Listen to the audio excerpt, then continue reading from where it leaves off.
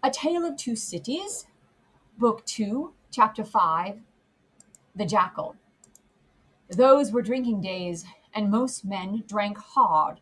So very great in the improvement time has brought about in such habits that a moderate statement of the quantity of wine and punch which one man would swallow in the course of a night without any detriment to his reputation as a perfect gentleman would seem in these days a ridiculous exaggeration.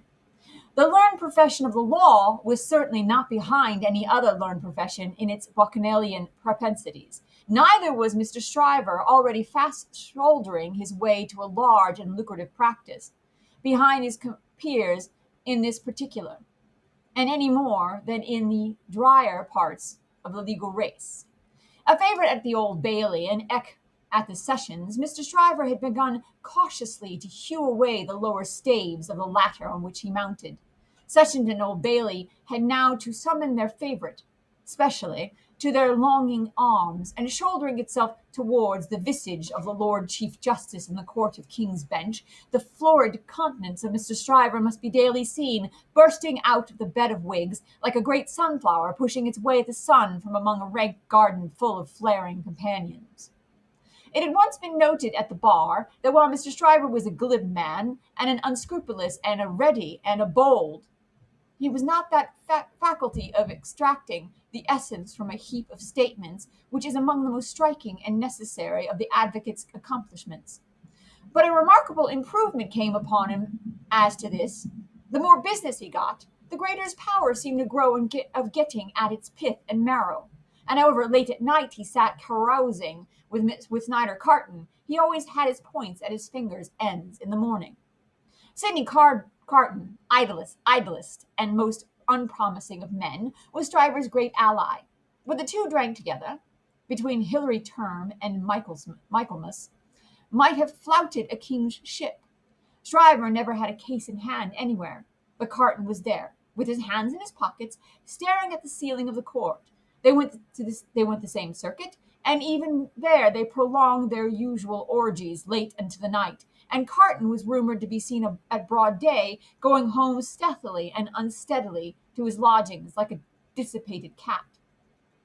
At last it began to get about among such as were interested in the matter that although Sidney Carton would never be a lion, he was an amazingly good jackal, and he rendered suit and service to Stryver in that humble capacity. 10 o'clock, sir, said the man at the tavern whom he had charged to wake him. 10 o'clock, sir. What's the matter? 10 o'clock, sir. What do you mean 10 o'clock at night? Yes, sir. Your honor told me to call you.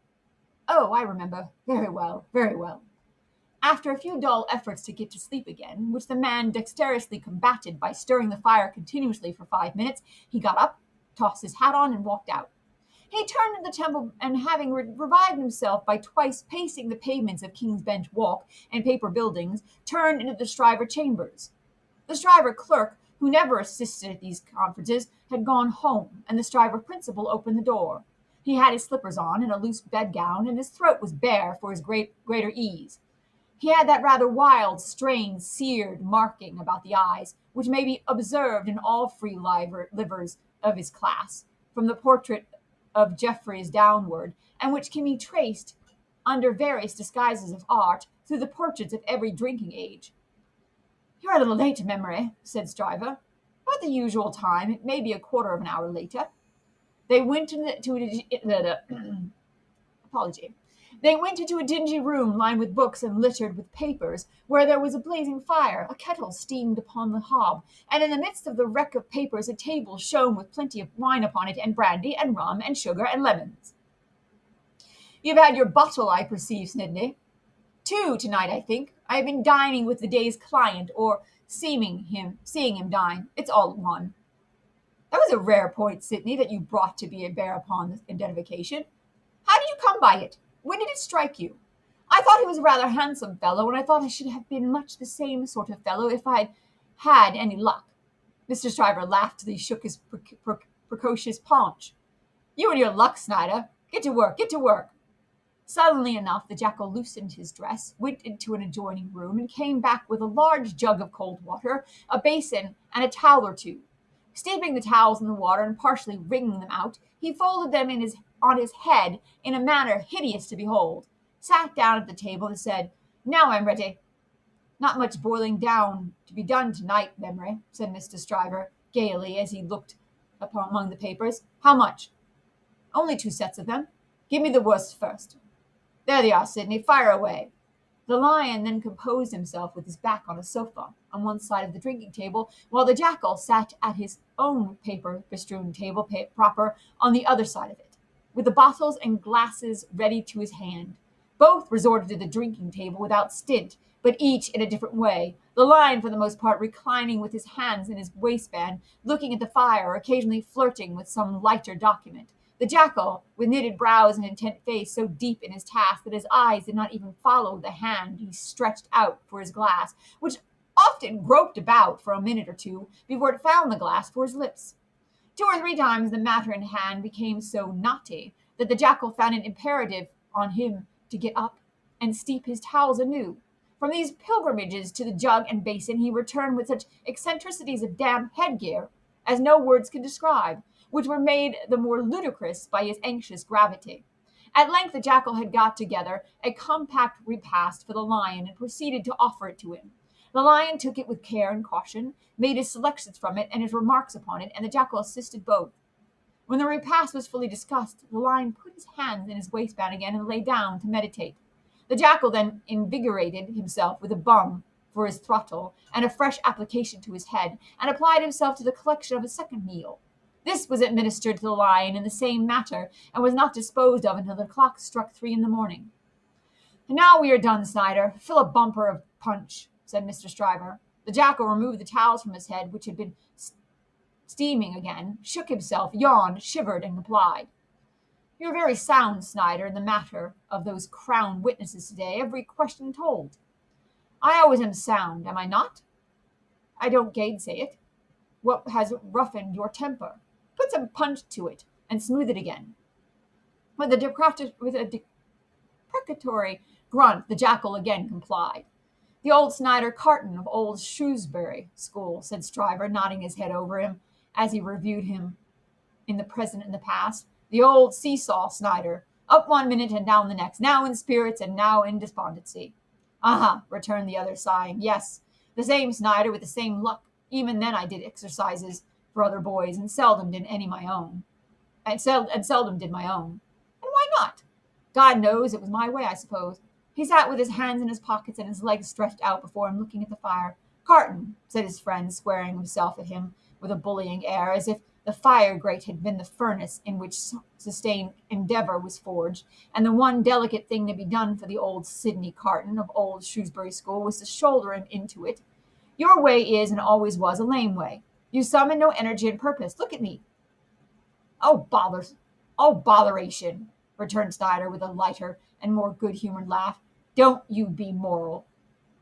"How have I done what I have done?" said Stryver. "How do I do what I do?" "Partly through paying me to help you, I suppose, but it's not worth your while to apostrophize me or the air about it. What you want to do, you do. You were always in the front rank, and I was always behind." "I had to get in the front rank. I was not born there, was I?" "I was not present at the ceremony, but my opinion is you were," said Carton at this. He laughed again, and they both laughed. "Before Shrewsbury, and at Shrewsbury, and ever since Shrewsbury," pursued Carton, "you have fallen into your rank, and I have fallen into mine. Even when we were fellow students in the student quarter of Paris, picking up French and French law and other French crumbs that we didn't get much good of, you were always somewhere, and I was always nowhere. And whose fault is that? Upon my soul, I'm not sure that it was not yours. You were always driving and riving and shouldering and passing, to that restless degree that I have no chance for my life but in rust and repose. It's a gloomy thing, however, to talk about one's own past with the day breaking. Turn me in some other direction before I go." "Well, then, pledge me to the pretty witness," said Stryver, holding up the glass. "Are you turned in a pleasant direction?" Apparently not, for he became gloomy again. "Pretty witness," he muttered, looking down into his glass. "I have had enough of witnesses today, and tonight, who's your pretty witness?" "The picturesque doctor's daughter, Miss Manette." "She pretty? Is she not?" "No." "Why, man alive, was the admiration of the whole court." Rot the admiration of the whole court. Who made the Old Bailey a judge of beauty? She's a golden-haired doll. Do you know, Snyder, said Mr. Stryver, looking at him with sharp eyes and slowly drawing a hand across his florid face, do you know, I rather thought at the time that you sympathized with the golden-haired doll, and were quick to see what happened to the golden-haired doll. Quick to see what happened? If a girl, doll or no doll, swoons within a yard or two of a man's nose, he can see it without a perspective glass. I pledge you, but I deny the beauty. And now I'll have no more drink. I'll get to bed. When his host followed him out on the staircase with a candle to light him down the stairs, the day was coldly looking in through its grimy windows. When he got out of the house, the air was cold and sad, the dull sky overcast, the river dark and dim, the whole scene like a lifeless desert. And wreaths of dust were spinning around and round before the morning blast, as if the desert sand had risen far away, and the first spray of it in its advance had begun to overwhelm the city. Waste forces within him, and a desert all around, this man stood still on his way across the silent terrace, and saw for a moment lying in the wilderness before him a mirage of honorable ambition, self-denial, and perseverance. In the fair city of this vision there were airy galleries from which the loves and graces looked upon him, gardens in which the fruits of life hung ripening, waters of hope that sparkled in his sight. A moment, and it was gone. Climbing to a high chamber in a well of houses, he threw himself down in his clothes on a neglected bed, and its pillow was wet with wasted tears. Sadly, sadly the sun rose. It rose upon no sadder sight than the man of good abilities and good emotions, incapable of their directed exercise, incapable of his own help and his own happiness, sensible of the blight on him, and resigning himself to let it eat him away.